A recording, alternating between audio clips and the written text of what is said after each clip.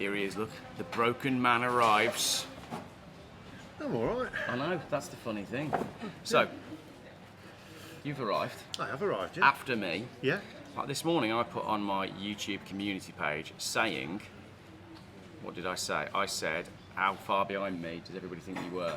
Bearing in mind we did John O'Groats to Land's End, which was nowhere near the distance, and you were 9 and a bit hours behind me.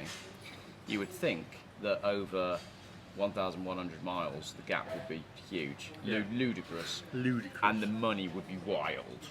You would have spent a fortune, and it would have been arduous getting your EV down here, and then we could have made real clickbait titles and we could have destroyed the EV industry. Yeah. So when I said Lee finally arrived, how far behind do you think he was? Most people voted for 15 hours behind. Mm-hmm. However, total, over the 2 and that's days. total over 2 days. The truth is, it was only 7 hours. You did get down here after me, but that was always going to be a given. As always, yeah. But 7 hours across the top to the bottom of Europe, I don't really see that as being 3.5 hours a day. too bad. So, let's talk about costs then. Yes, I arrived at 7 p.m. and you arrived at 10 p.m. and I'm going to big this up for a little bit now. I was here, I was on the seafront, I was having a great time, I had a beer, in fact I had 2 portions of calamari. I had 1 portion and then I ordered another because I was like, well, I've got plenty of time. I took some photos, had another beer, I'm having this up now. And then, I had a swim as well, I went in the sea. And then you eventually arrived, but if we talk about the costs. I mean, this is a smiling face compared to the face at the end of John O'Groats to Land's End. I'm just going to go straight into this, right? Your total costs from Calais to Benidorm were €176. My total costs in the Volvo were €290. I'm saying that's a win. That is a win. So we've covered this a bit on your channel as well, so watch the video on Lee's channel as well. But essentially, I chose a car that was going to be fun and thirsty because on all the challenges we've done in England, I knew that I could, so long as I could keep above about 28 miles to the gallon, because that's what your car was doing in England. But when you get onto the continent, it's a totally different ball game. My car averaged across the first day 30.3 miles to the gallon, and then when I tried to be more sensible on the second day, I only got 33 miles to the gallon. So it's not easy to drive a Volvo V70 R with 250 horsepower and an automatic gearbox very sensibly, so I chose the wrong car. I love the car, but I chose the wrong car. Should have got a diesel. Should have got a diesel. So it was €120 more for me. I can hear the comments. Did you hear that? I can hear the comments. Take into fact the cost of his car and the depreciation. Yeah, I can hear that one. Yeah. Yeah. I can also hear lots of people shouting at me saying, Geoff, you bought the wrong car. What were you thinking buying You said a you'd V70R? struggle. You said you'd struggle even in a diesel getting close to that price. I don't think, even in my 850 TDI, I could have done it for €176. The price of fuel in France is... When we stopped at the first fuel station, which was not long after Calais, because I arrived in Calais with half a tank of fuel, and I thought, right, I'll top it off. And the minute I pulled into that service station and saw that it was €2, above €2 a litre, I was like, that's it, that is game over. And I was so depressed. I was so depressed. The question is, why? Why was it so easy for me this time? Hi. How you doing?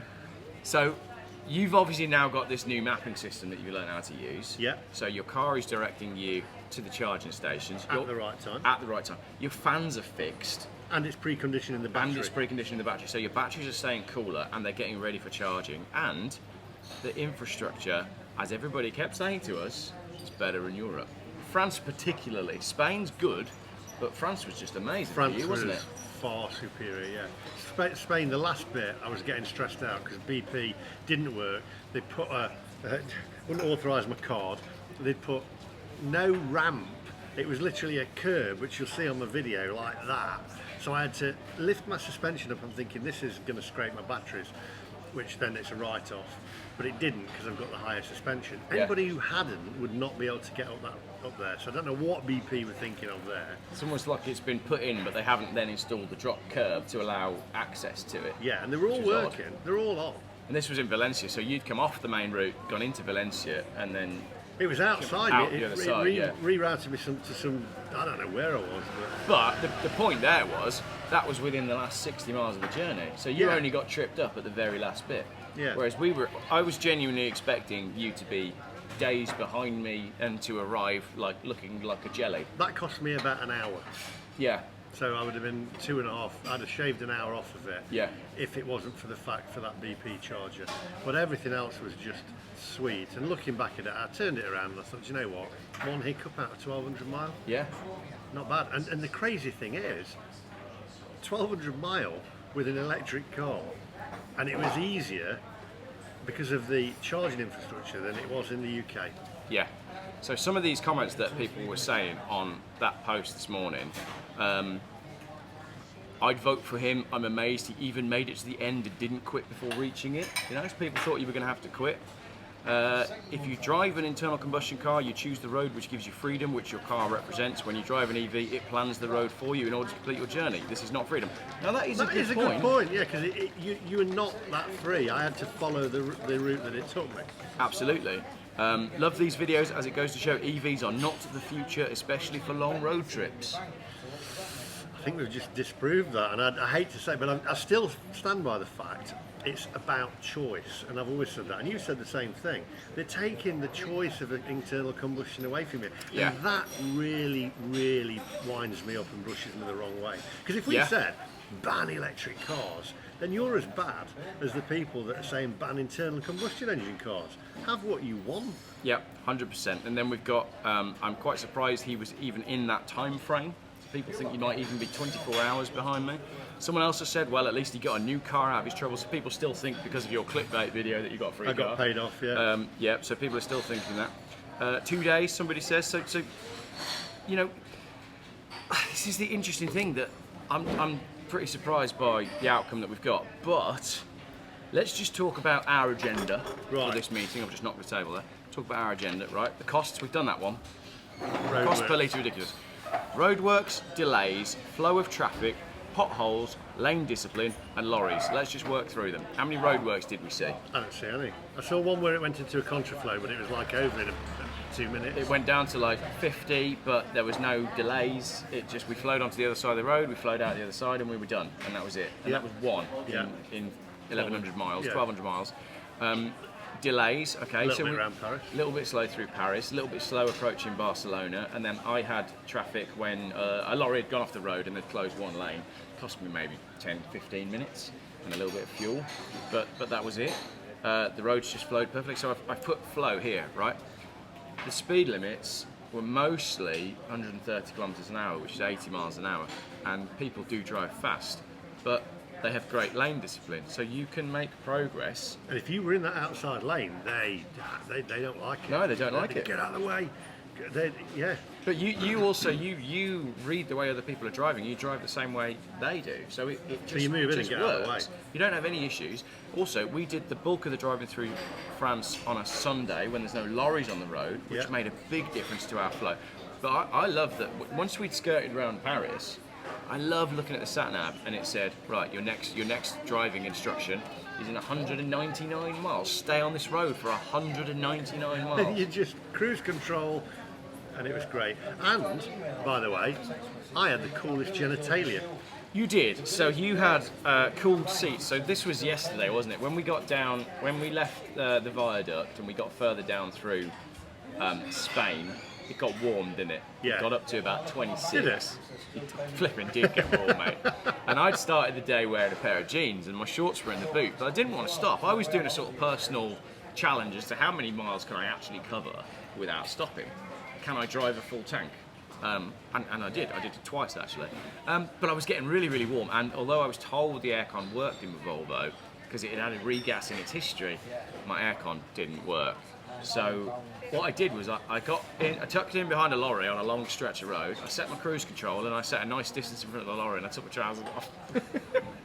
So I drove 1100 miles barefoot and about 400 miles with no trousers on. I can hear the comments. Yeah, Oh, illegal. illegal. Law breaker. You've got to be careful driving barefoot. It was irresponsible to take your trousers off. Well, I Don't didn't put your elbow film on it. the window. It's illegal. That. Yeah, exactly. So, so that was that. But also, let's talk about the tolls, right? Beep thing on the window that you told me to get, by the way. I did. So someone in my comments was saying, make sure you get the toll tags, and I ordered them, but I ordered them to the wrong address. And then I thought I could go get them before I drive to Dover, but it would have meant going north to my mum's house. How far? It would have added an hour on my arrival time. Probably might have been worth it. It was definitely worth it. So the problem that I had was each time we got to a toll, I was having to put my car in park, put my passenger window down, climb across the centre console, lean out, grab the ticket, and then do the whole thing in reverse to get the car back into drive to then go out before the barrier came down again. Now, I got pretty good at it, but I got tripped up at the last one, which was at the viaduct. So I put it in park, I climb over, and my card won't work. My card is not working. So I'm there with my hazards on. I've got a queue of cars behind me, and it is stressful, and I can't get my card to work. So I'm on the phone, I'm pressing the help button, and then I don't know what happened. Eventually, I managed to get it to go through. But in the stress of having all these people queue behind me, I'd knocked my gearbox into winter mode, which basically means you pull off in third gear, because it thinks that there's going to be snow. So I'm then trying to accelerate before the barrier comes down, and my car's got no power, and I think the car's broken. It took me a moment to realise that I'd not. So then I then drove at like 50 miles an hour, being like, it was so stressful. And at that point, I was like, okay, I have massively cocked up here by not getting my toll tags. We didn't get any tolls in Spain. No, there weren't any tolls in Spain, were there? So it was all relatively easy. So that is, what else have we got there? I mean, French service stations. Amazing. They're just the best, aren't they? Yeah, I had a baguette. You had a baguette. That's you had all a I taste of wanted. France. I kept going on about, I need a baguette. So you had a baguette in France. I don't really like to eat loads of food when I'm doing long distance But you driving. know I that quite like baguette? to just go. Is it the best baguette in the world? No, there's no difference to a baguette that I've had ham and cheese one in England. Yeah, well, fair enough. Pretty much the same. But why is it then? French service stations, everything flows through and it's easy and there's not loads of traffic and everything seems to work. And they're small. Each service station is fairly small. You can put into one in Britain, right? You've got parking for about 500 cars. You walk into a gigantic shopping centre, you've got a WH Smith selling overpriced chocolate, you've got a Waitrose or a Marks and Spencer's or whatever it might be.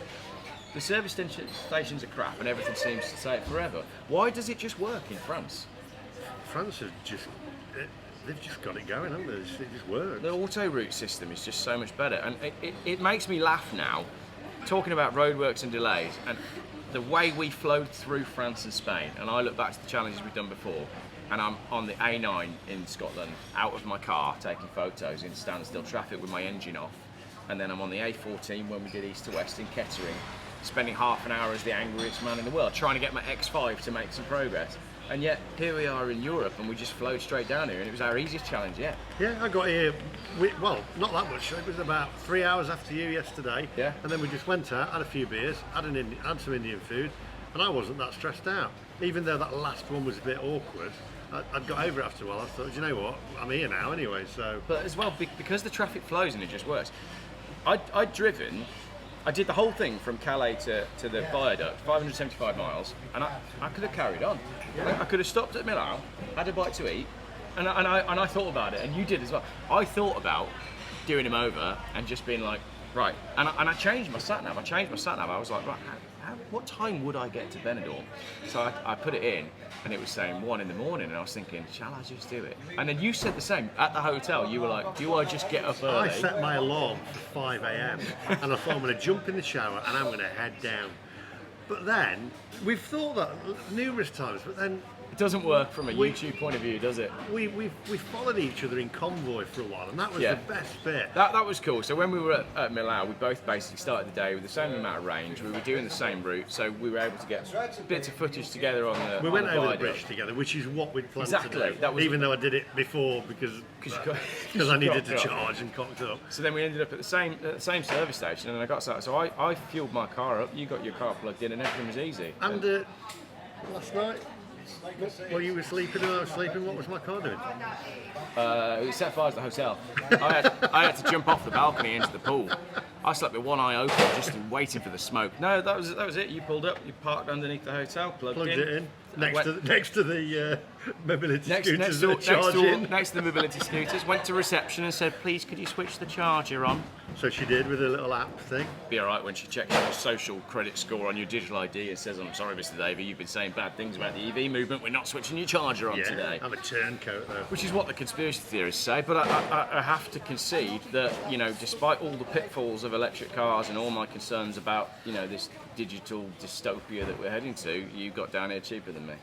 You know, a lot of comments saying I'm a turncoat, but you know... Comments on this video are going to be interesting. Right, I'll just say this, and we've said it all along. Can we also say as well, you didn't get a free car from Porsche? No, I feel like we need to say get that again. a free car from Porsche. Basically, I test drove it for 2 days. They rang me and said, do you want to test drive a car? And I went, yeah, why not? And I said, what can I say? And he was like, say whatever you want, just be truthful about it. And if I'd have said, it's a crap car, then I'd be lying, because it wasn't a crap car. Do I believe that electric cars are the future? I believe that we should have choice. Yeah, I 100% believe we have choice, but I think the funny thing is we've both come away from this trip saying, how has the UK got it all so wrong? Roadworks, delays, flow, potholes, lane discipline, lorries. Well, that we've both come out of it with that. The UK, it's broken. Yeah, 100%. But the other thing that we haven't discussed is, and you came up with this actually, when we were discussing who's won, you know, it's 1-1. I was here first, but you did it cheaper, so it's 1-1. But Lee said, well, the fact of the matter is, the winner is actually a diesel car. Yeah. Because what you've got there is the best of both worlds. You're not massively delayed. Your costs are going to be similar. I couldn't have done it in a Volvo, but if I'd done it in a something that can average sort of 60, 70 miles to the gallon, the costs would have been comparable. Yeah. So if I'd chosen a sensible car, then, you know, it would have been a lot closer. You cannot beat a diesel. You can't beat a diesel because the range that a diesel gets is insane, and it's cheaper. It's more expensive now, isn't it? But cheaper overall because of the range of it. Yeah. It's just, that's the way to go. Well, this is the thing. I mean, if I'd done the trip in my Volvo diesel and I'd filled up at Calais like I did, I would have done all of the first day, half of the second day on the one tank of diesel. And there's something to be said. That as well, because my little challenge was, can I drive the tank? Can I, not getting tired, and can my bladder drive the whole tank of fuel? And I can in the V70R, but I couldn't in the TDI. It's a win for the diesel, and a win for Europe. It's a win for a diesel and a win for Europe, yeah, absolutely. It'd be a good idea, actually. Why don't we? It'd be great, because we just drove from France through to Spain, no passport, right? Really, freedom. Yeah. Why don't we, as the UK, be part of the EU? That'd be a good idea. That would make a lot of sense, actually, wouldn't it? Then you can just go where you want. Because the other side that we discussed last night is, yes, driving takes a lot of time, but how much time and stress is there involved in flying? So yes, the flight might take 2 hours, right? Your cheapest flight's early in the morning, so you're missing a night's sleep. Then you've got to get to the airport an hour or 2 hours ahead. Then you've got to do customs on our side, which is debilitating and humiliating, isn't it? Yeah. It's got to the stage where it's humiliating. Then on the way back, especially flying from Alicante, especially this time of year, you're with lots of people that hire mobility scooters. You're with lots of lads on stag doos and dressed in Borat costumes and hen doos from Newcastle. You've got to contend with all that at the airport. Then you've got to be humiliated at customs. Then you've got to be embarrassed by the customs officials who are asking why you're flying back and how long you've been there for and all that. And in your car, you don't have any of that. We got down to Dover, showed the passport to there's 2 booths, isn't there? There's the European one. And they just didn't even stamp it, they looked and went like that. And the second one went, are you with him? I was like, yeah. And she went, go on. They didn't even show my passport. There's a special freedom though in there, in arriving at Calais in a car, thinking, I can go anywhere I want from here. And you could, in terms of driving. You're limited to 90 days now. But now you're limited to 90 days, yeah. So that'd be a great idea, wouldn't it? Although, with Brexit, right, just put this in, it stopped illegal immigration. Oh no, it hasn't. No. It's made the roads better. Hang on, it hasn't done that either. No, it's made the... the economy's got... things have got cheaper, haven't they? No, they've got more. No, that hasn't worked either. Speeding tickets no longer get processed by European authorities for British drivers. That's the one sole benefit that we have of Brexit. Is that truth though? Is it? Well, I don't know. You just to find that out because you got flashed a few times. I may have got flashed. The speed limit changed as I was coming around this corner, By accident. and I wasn't going that quick, to be fair. And I think I caught it on camera as well. I think I got the flash on camera, so it'll be interesting to see if something does arrive at the house. But we'll find out. But if it does arrive at the house, I'll pay it, and then we can say, right, there is not one single benefit of That's it, leaving just the pay EU. Right, we got far too political at the end there. But we need to do John O'Groats to Land's End again now. I think so too. So you now have worked out the charging network. But do you think charging prices have changed publicly in the UK since we did that? Do you know, when I did the last journey, I wasn't using the Porsche charging navigation, which obviously preconditions the battery, etc. It takes you to the charge points that are in a partnership with Porsche, so they're subsidised, and it also does it so that you are doing it for the most economical, because it'll route you through to the right charges, etc. And before, it was a nightmare because I'm looking for the charges along the way, thinking, oh, you know, and that was what was the nightmare, and my fans weren't working properly. So I reckon I'd lose it on time again, but nowhere near as much as before. Be interesting to see just how cheaply I could do it as well if I bought a really like a super sensible. I was talking this morning about like a Citroen C3 HDI that can do, you know, small car, big diesel engine that can do 70, 80 miles per gallon, drive slowly, you know, 55 mile an hour all the way, and just see how cheaply we can do it. I'm actually now thinking, I'm like, after the next day, I'm thinking, do you know what? I'm looking forward to my journey back. Which is the total opposite of what we expected. More so than getting on a plane. Yeah. Because you're in your own cabin, in your own space, you get on the ferry, you're passing your passport through your window, whatever. There's no humiliation. It is, going in an airport now is humiliating because they treat you like a second-class citizen. It is. It's gotten. Get in that queue over there, stay there, put that fingerprint on there. I think. Yeah. None of that. Yeah. Take your hat off. They make me take my hat off every time. Yeah. Take your hat off. Take your glasses off. Yeah. None of that. Passport over at Dover. Nothing after that. Job done. Because that's to stop illegal immigration, though, isn't it? Because they all come over in planes. Yeah. Sorry for the slightly too political video, but we got on the ferry and he's going, "Where's the little boats there?" There wasn't any. I didn't see any. I don't know if we can see them from where we were. They must have a different route. Yeah. They're flown in by the military. I mean, you can't say that. You can't say No, that. you can't say that. Delete that. Cool. So basically, sorry for the long and boring road trip video where everything worked and I bought the wrong car. Yeah. And I'm not a turncoat, by the way, because I still say, you know, it was a lovely place to be in the Taycan, but you still lack the passion and the soul of an engine. But look, like I said to you, I think I phoned you and I was filming, or this might have been the point that my phone overheated for the 50th time because my car was too hot because I had no aircon.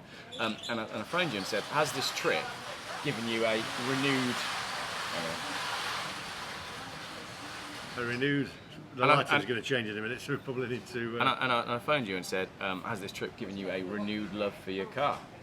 You know, made you really appreciate the car more than when you were in England? And I think it probably has. Yeah, I think it has. But would I like a 911? Yeah, I'd love a 911.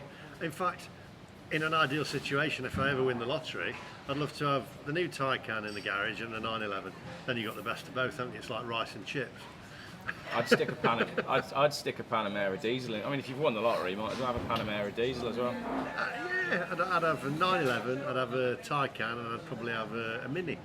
A Mini? Yeah, but not a Mini electric, just a Mini with an engine in it. Yeah, Mini Cooper. Definitely not a Mini electric. No, the Mini electric garbage. So, I think that's it, isn't it? We covered everything. Yeah. I think we have.